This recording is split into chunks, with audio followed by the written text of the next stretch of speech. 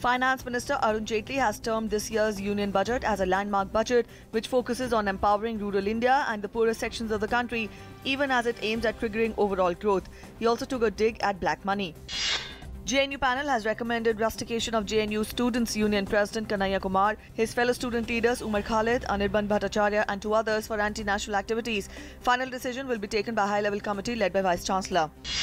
Senior NCP leader and former Maharashtra Deputy Chief Minister Chhagan Bhujbal was yesterday night arrested by the Enforcement Directorate in Mumbai after 10 hours of questioning in connection with its probe in a money laundering case registered against him and others.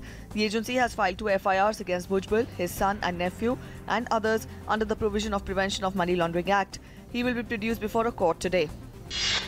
The government has set up a high-level committee to look into the issue of missing files related to 2004 Ishrat Jahan encounter case. The committee, headed by an additional secretary in the Home Ministry, will see how the draft of the second affidavit filed in the case went missing. It will also probe the entire chain of file movements in the ministry during the period. Government has released revised pensionary benefits to over 2,21,000 defence pensioners drawing service and disability pension. The amount, along with the first instalment of arrears, had been released and credited by the Defence Ministry to the accounts of those pensioners on the 1st of March. In Assam, the notification for the second phase of assembly polls will be issued today. Polling will be held on 11th of next month and 61 seats in central and lower Assam in this phase. 22nd of this month will be the last day of filing nominations. All political parties have intensified their campaigning.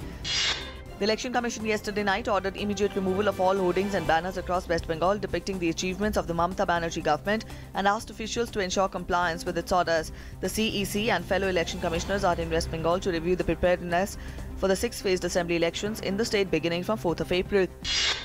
A mega adventure show of the IAF would be organized in Jammu on 22nd of March, which would include a display of synchronized arms drill and various skydiving show. A performance by Air Warrior Symphony Orchestra of the IAF will mark the culmination of the event. Petroleum Minister Dharmendra Pradhan has said that as many as 10,000 new LPG distributors will be appointed across the country in 2016-17, while 2,000 of them will be appointed in the next 3 months. He said in Lok Sabha that the new LPG distributorship will solve the problem of consumers, including reducing the waiting period.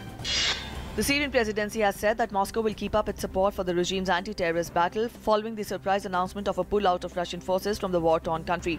Putin said that Russian intervention had largely achieved its objectives. The comments come amid the fresh peace talks in Geneva, which began yesterday, aimed at resolving the 5-year Syrian conflict. Republicans brace for crucial phase of primaries to nominate their presidential candidate, termed as Super Tuesday. Republican members will vote in 5 states, including the most important states of Florida and Ohio. Last chance for the opponents of Donald Trump to halt his march towards presidential nomination.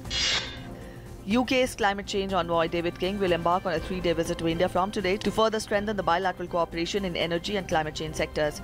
During his visit, David will meet with Indian officials and business leaders, besides speaking at the opening of the India Smart Grid Forum Week as well as the 9th FICCI India Climate Policy and Business Conclave.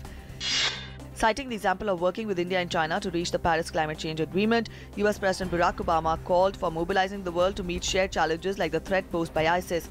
He added that this includes strengthening international rules and norms that undergird the peace and security.